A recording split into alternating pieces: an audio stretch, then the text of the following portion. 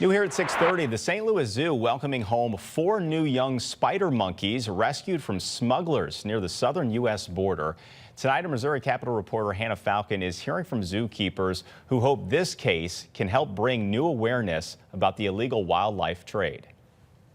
4 young spider monkeys are now swinging happily at the St. Louis Zoo.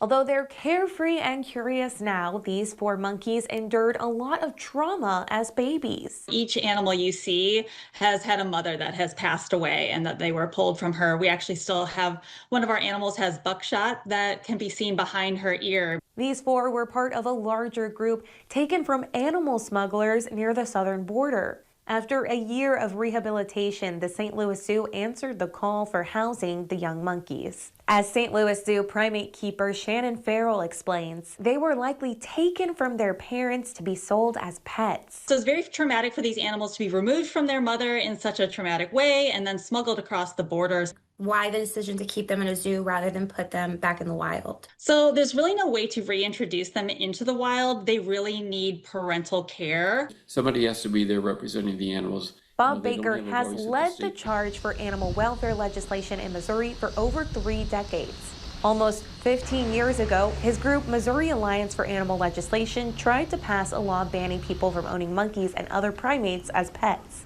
But the opposition was too powerful. In fact, the meeting room was so full, people were lined up in the hallways. Now there's pressure at the national level for a similar bill, the Captive Primates Safety Act, which has bipartisan support. The good news is the 4 baby spider monkeys are adjusting well to life at the St. Louis Zoo, and they've even made friends with an older spider monkey who is already living there.